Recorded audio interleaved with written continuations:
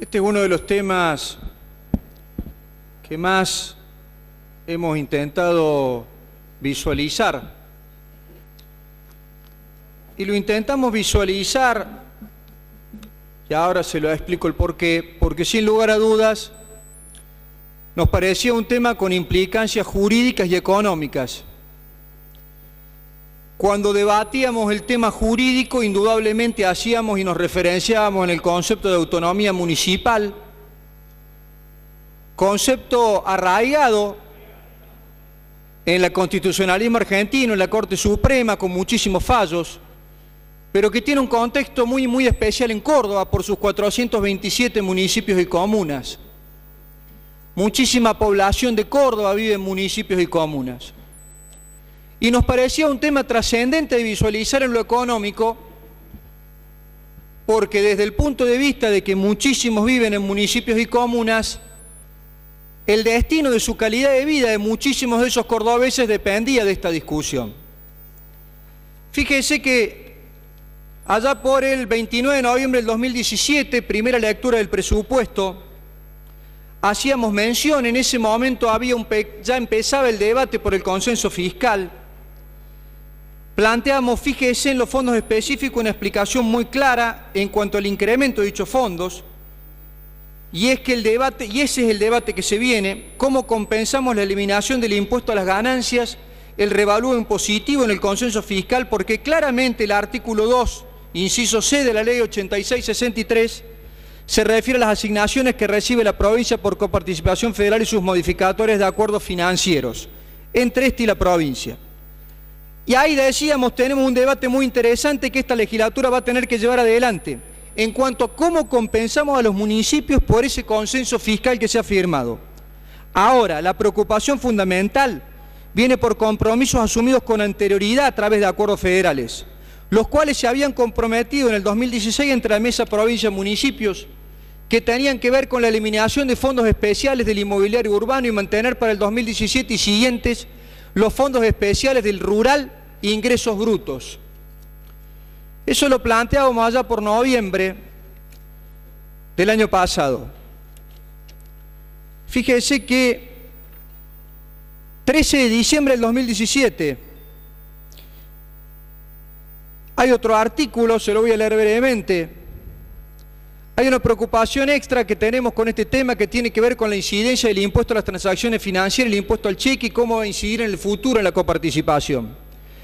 El acuerdo entre el Gobierno Nacional y las provincias profundiza el federalismo y deja atrás esa inequidad de los recursos.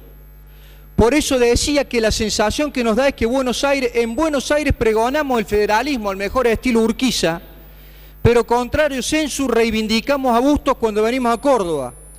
El federalismo no existe de la misma manera, más allá de todos los datos que quieran mostrar. Dábamos una cifra en ese momento. En estos últimos 4 años y 9 meses no se distribuyó a los municipios 12.500 millones de pesos. Con la suscripción del consenso estamos convencidos que esto tiene que cambiar, pero no cambió. Y me voy al 28 de febrero de este año. Habíamos planteado un proyecto que tenía que ver con el cumplimiento de una ley, que era la integración por parte del Poder Legislativo de la Mesa Provincia-Municipio a través de 3 legisladores. Hablábamos que cuando se debatió esa ley, el miembro informante planteó la necesidad de modificar el artículo 14 del 8663. Se hizo referencia a un tema que fue trascendente y que ha ocupado espacio en estos días, que era la conformación de la Mesa Provincia-Municipio. Hacíamos mención que esa sesión la había presidido el actual gobernador Schiaretti, pero eso también cayó en saco roto, presidente. No pudimos conseguir que el cumplimiento de una ley, estoy hablando de una ley, que permita que el Poder Legislativo integre la Mesa Provincia-Municipio al solo efecto de llevar adelante, visualizar el control de lo que se podía dialogar, de lo que se podía consensuar en la Mesa Provincia-Municipio, se hiciera.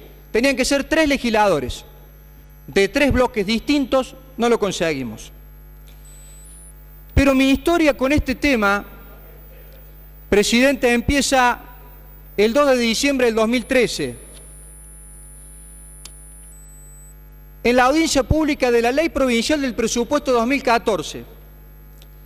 En ese momento yo tenía el honor de ser vicepresidente de la Unión Cívica Radical de la provincia de Córdoba. Y en esa audiencia pública planteaba claramente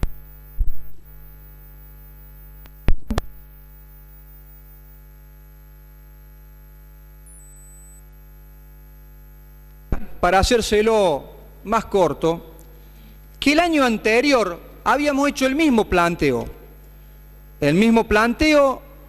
en función de la vicepresidencia que ocupábamos del radicalismo.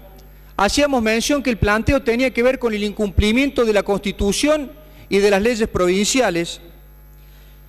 Estamos viendo que con el transcurso de los años aquellas disputas entre jurisdicciones provinciales y municipales y lo que es delegación de servicios públicos no está siendo correspondido con la debida participación de los fondos que hay que entregar.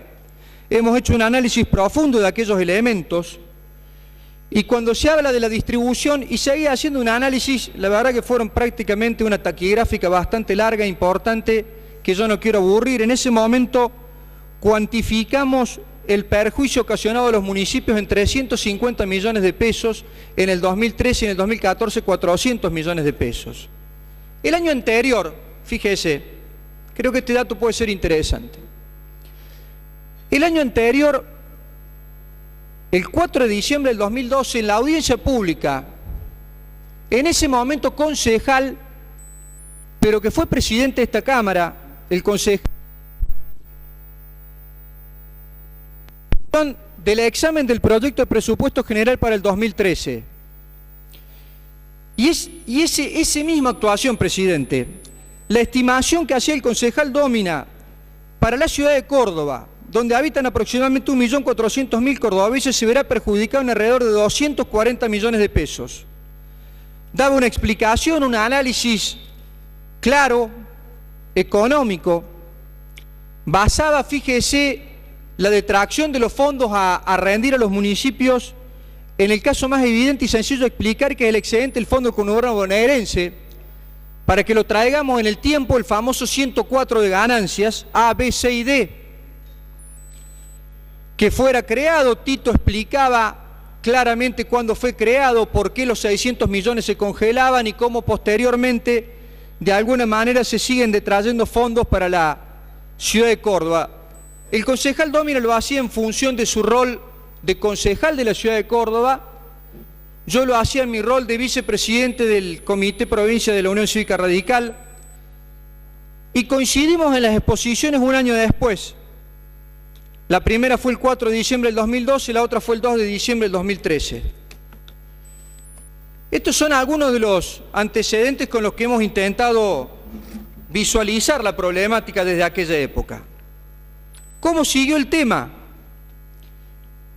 Digo porque es importante que hagamos esta historia para que sepamos de dónde venimos y hacia dónde queremos ir. Los intendentes presentan un reclamo administrativo por incumplimiento de la normativa constitucional que es respondido el 20 de abril del 18 por el decreto 569.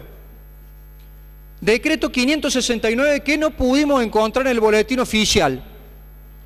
Llamamos para averiguar, no nos supieron decir en qué boletín oficial estaba expresamente publicado. Es muy interesante algunos de los párrafos de la Fiscalía de Estado. Con la Fiscalía de Estado emitimos el decreto. Pretender un tratamiento diferenciado importaría un desconocimiento del federalismo. Estaba haciendo referencia a Buenos Aires, que lo que los intendentes de Córdoba pedían difería de lo que Buenos Aires le correspondía, que no puede ser sostenido como su fundamento de la autonomía municipal y llevaría a que en la República existieran gobiernos locales con mayores derechos. Difería en su fallo la Fiscalía de Estado que la provincia de Buenos Aires podía tener mayores derechos que lo de Córdoba. Digo porque siempre terminamos hablando de cordobesismo, presidente. No debe olvidarse que los beneficiarios de obra pública y programas sociales son directos o indirectamente en gran medida los habitantes de la ciudad y comuna, siendo la provincia su solo administrador, con lo que también queda sin contenido las escasas alegaciones efectuadas. Este decreto siguió claramente con una acción declarativa, siguió con un conflicto externo de poderes que plantean el intendente Mestre y el intendente Tamis. En ese conflicto externo de poderes donde se tiene que intervenir el superior tribunal porque se da un conflicto entre municipio y provincia. Hay una cita que me parece que es importante que la tengamos en claro todos. Es la cita del Convencional Provincial Constituyente, del Diario de Sesiones de la Convención Constituyente del 87, para despejar cualquier duda respecto del alcance y sentido que se le debe dar a la norma constitucional. La norma constitucional es el 188. Ilustra traer a la colación las palabras del convencional Scholes, quien al momento del tratamiento del 188, y cito, se manifestó: con respecto a la coparticipación federal, desde hace mucho tiempo quienes tuvimos la suerte de gobernar municipios pequeños venimos viendo una distribución no totalmente justa o no adecuada a los tiempos que vivimos. Sabemos y queremos que conste en el Diario de Sesiones que cuando hablamos de coparticipación federal hablamos de todos los recursos que recibe la provincia de coparticipación federal para que sean distribuidos en el porcentaje estipulado por el artículo. O sea que implica todos los recursos, ya que puede ocurrir, y es común que a veces ocurra, que se dé determinada categoría a esos recursos de coparticipación distribuyéndose algunos ítems y no todo el volumen de esa coparticipación. Este es uno de los elementos que queremos que quede para cuando se legisle sobre este tema, todos los recursos de coparticipación federales sean tenidos en cuenta a la hora de la distribución de los municipios. Diario de Sesiones de la Convención Provincial. A esto le siguió, presidente, ¿cómo será la duda que tenía el gobierno provincial con respecto a este tema? Y más allá de haber conseguido un fallo del Consejo Federal de Inversiones, Consejo Federal de Inversiones compuesto por todos los ministros de las provincias, se es juez y se es parte, pero que con ninguna claridad determinaba si correspondía o no coparticipar el 104 de ganancias que había sido eliminado, que por supuesto no alcanzaba el decreto que no hemos conseguido, si está publicado en el boletín oficial, el 569, para que quede absolutamente claro, que el fiscal de Estado interpone una acción declarativa de certeza el 25 de abril del 18, a fin de dotar seguridad jurídica a la inversión de los fondos públicos. Es preciso que vuestra excelencia se expida y, en nuestra opinión, ratifique la interpretación normativa de mi mandante, confirmando que los recursos puedan tener o no una asignación específica o especial en forma expresa. Esta acción declarativa de certeza se interponía claramente porque no había un convencimiento absoluto, total y cabal por parte de la provincia de que el reclamo claro, contundente, que llevaban adelante los intendentes tuviera no solamente un reclamo económico, sino certeza jurídica. Y con esto le concluyo la parte jurídica. El 29 de junio del 2018, hace menos de 60 días, el Ministerio Público Fiscal escribe: ello por cuanto, un fallo bastante largo, digno de leerse, Provincia de Córdoba contra Municipalidad de Córdoba y Municipalidad de Oliva. Ello por cuanto los regímenes de coparticipación impositiva cumplen un rol determinante en el sostenimiento del sistema federal de gobierno, al establecer un sistema de redistribución de los impuestos recaudados entre los distintos estamentos. De sendas acciones se desprende que los pretensos contendientes concurren en ejercicio de potestades públicas. Por todo ello, y atento a las circunstancias apuntadas, siempre dentro de los acotados parámetros supraindicados, este Ministerio Público entiende suficientemente justificada la viabilidad formal del conflicto externo planteado sobre el que se diera intervención. ¿Por qué le hago este raconto, presidente? La interpretación que yo hago del Acuerdo Federal para el Diálogo y la Convivencia, y en esto coincido con la legisladora Montero, ha tenido poco de diálogo y le va a faltar más convivencia. La interpretación que yo hago para este contrato que se le impuso firmar a los intendentes es que tenía que ver claramente con una falta de certeza absoluta en los requerimientos jurídicos de lo que podía terminar este conflicto entre municipalidades y provincias. Y fíjense que tan es así que cuando usted va al acuerdo federal, y yo le quiero hacer un comparativo con la 10347, que fue el acuerdo federal de abril del 2016. En el artículo 1, claramente, y después nos metemos en los fondos, porque tienen que ver con el actual acuerdo federal. El artículo 1, el objeto, punto A, la cancelación total y definitiva de las deudas que la provincia reconoce mantener con los municipios y comunas. Cancelación total de deuda de la provincia con los municipios y comunas. Derivada de la ley de coparticipación provincial, programas provinciales de sanidad, niñez y familia. En ese momento yo les quiero recordar a todos, claramente, y muchos de ustedes han sido intendentes, había una deuda muy importante con lo que eran los recursos provenientes de ancianidad y niñez. Prácticamente 2 años se debían específicamente en ese rubro, como así también de todo saldo respecto de, y el debate eran las multas de la policía caminera. Artículo 1. Estas concesiones realizadas por el gobierno de la provincia serán a título de compensación, y vuelve a repetir, por las deudas que la provincia con los municipios y comunas derivada de la ley de coparticipación provincial, ley 8663, y vuelve a repetir el tema. En ese momento ese pacto se complementa con el Fondo Fiduciario Urbano, se le pone un valor, lo vamos a recordar para que todos lo tengamos claro. Ese valor era Fondo para la Construcción y Reparación, Mejor Ampliación de Redes, Agua Potable, por 300 millones de pesos, y el Fondo de Desarrollo Urbano tenía un valor de 390 millones de pesos. Ese fue el momento en donde consolidamos lo que era FIMUC y PAM, para aquellos que han sido intendentes y lo pueden recordar. Debate arduo que llevó, pero generaba consensos, había diálogo, se pudo debatir. Fíjese la contrapartida de lo que estamos tratando hoy. Como contrapartida, valga la redundancia, Acuerdo Federal para Provincia, Municipio, Diálogo y Convivencia. En los considerandos, que como contrapartida los municipios y comunas que adhieren al presente se comprometen a desistir de toda acción judicial en virtud del 182 y 103 por hechos o norma material de entrada de vigencia del presente convenio. El punto A hace clara mención a las transferencias a los municipios y comunas originados en aquel Fondo de Desarrollo Urbano de la 10347. Fondo de Desarrollo Urbano que eran 390 millones de pesos. Los importes que los municipios debían reembolsar serán administrados por aquello y destinados a nuevos proyectos. Hay que presentar nuevos proyectos para ver el monto. La primera pregunta que hago, me interesaría muchísimo que me lo conteste al legislador López.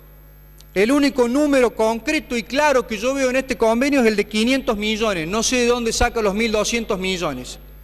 Pero fíjese, y siempre le digo lo mismo, como saco lo positivo, saco lo negativo. Si los 1.200 millones de pesos existen, que no los encuentro, y habrá que hacer un detalle muy exhaustivo del nivel de obras que por 300 y 390 millones de pesos los municipios exigían. ¿Sabe cuánto del presupuesto para obra pública de la provincia de Córdoba presupuestado para el 2018? 48.000 millones de pesos. Los municipios tienen en este convenio una asistencia financiera por 500 millones de pesos.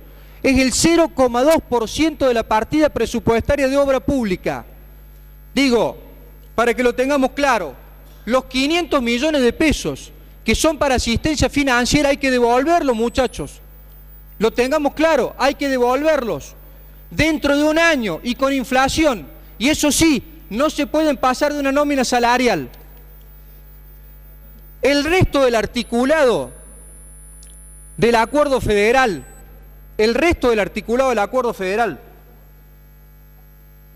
tiene que ver claro y concretamente con lo que exige el consenso fiscal.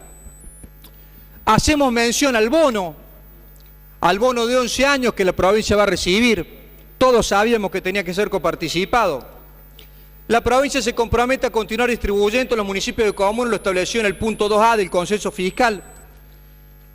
FOFICE, Fondo de Acuerdo Federal, del Fondo Rural para Infraestructura y Gasoductos, y sigue. Mire, el debate fue dentro de nuestro interbloque arduo, importante, con mucha democracia interna, bien lo dijo el legislador propinante. Lo que queda claro es que aquellos intendentes que tuvieron que firmar este pacto, que firmaron este contrato de adhesión, no están salvados. Si el contrato de adhesión que tuvieron que firmar son 500 millones de pesos para la cantidad de comunas y municipios que lo firmaron, me parece que vamos a tener un problema en corto tiempo. Pero fíjese, y acá viene la otra parte, habiéndole hecho el análisis de la 10347, que es el primer pacto fiscal del 2016, insisto con algunos conceptos de consenso y diálogo con lo que estamos firmando actualmente, lo que estamos desarrollando, lo que estamos debatiendo.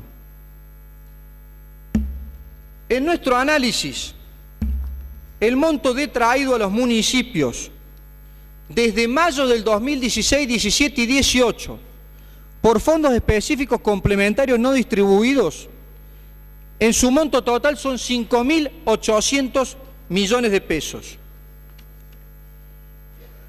Hicimos un trabajo fácil de hacer. Fondos específicos, detracción del 104 de ganancias a partir del mes de enero, cuando se empieza a distribuir posteriormente a la liquidación del consenso fiscal, y empezamos a calcular cuánto pierde cada municipio. Es público, la Municipalidad de Córdoba pierde 1.814 millones de pesos. Pero fíjese qué interesante, y yo lo decía esta mañana, Río Cuarto tiene el segundo índice de coparticipación, el 4,11. ¿Sabe cuánto pierde Río Cuarto? 228 millones de pesos. El secretario de Economía estaba preocupado porque perdían 2 millones por el fondo sojero. 1 millón, 1 peso, 1.000 pesos, 5.000 pesos es mucha plata para un municipio. El de Río Cuarto, el de Córdoba, el de Alcira Gijena, llévelo a la comuna más pequeña de Córdoba. Lo que le puedo asegurar es que muchos legisladores van a tener que explicar cómo Río Cuarto pierde 228 millones, cómo Villa María pierde 119, cómo San Francisco pierde 95,97, cómo Altagracia pierde 74,25 millones de pesos. Lo calculé para hacerlo más fácil y entendible, a un valor de una vivienda social. Una vivienda social, presidente, la ha estimado la Cámara de la Construcción en 700.000 pesos. ¿Saben cuántas son para Altagracia? 102 viviendas. Pero no le quepa duda que estábamos todos conformes, por lo menos los que vi en la foto, cuando el gobernador anunció las viviendas que hace años que tendría que hacer en Córdoba, y que entre el 95 y el 99 fueron 45.000, pero que nos van a conformar con, entre comillas, 3.300. Mire el monto y la cifra que le doy de vivienda. No leo uno por uno porque me parece que va a ser agotador. ¿A dónde va este análisis? Mire, en esto tenemos que dejarlo absolutamente claro. Este convenio no implica beneficio para los municipios. Este convenio, seguramente todos aquellos que lo firmaron, y lo respeto, son intendentes que saben perfectamente dónde aprieta el zapato. Seguramente aquellos que son del mismo signo político que el oficialismo, el zapato aprieta menos, porque las soluciones llegan más rápido. Aquellos que no son del oficialismo, los que firman, seguramente tienen problemas financieros y hay que acompañar. Los que no firman son víctimas de expresiones totalmente desafortunadas. No me haga utilizar la palabra que ha sido pública.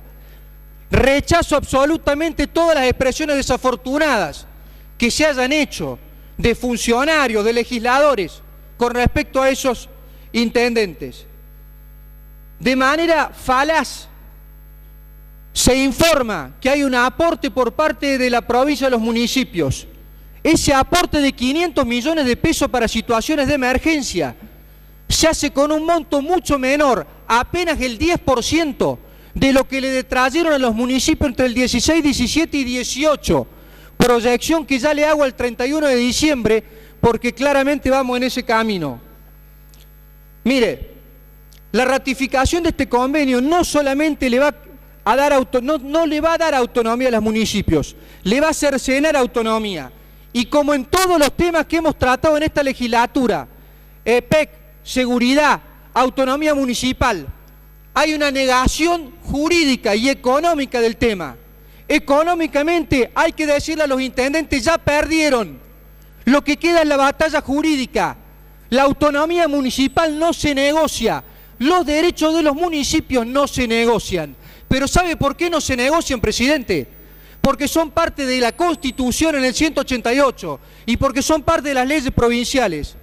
Permanentemente, por parte de los legisladores del oficialismo, por parte de los funcionarios provinciales, ha habido soberbia, discrecionalidad, desprecio por los cordobeses de esos municipios.